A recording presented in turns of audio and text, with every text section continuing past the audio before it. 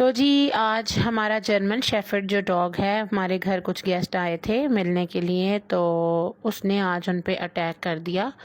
और मैं बहुत हैरान थी कि इसने ऐसा आज क्यों किया। ये कभी भी ऐसा नहीं करता था।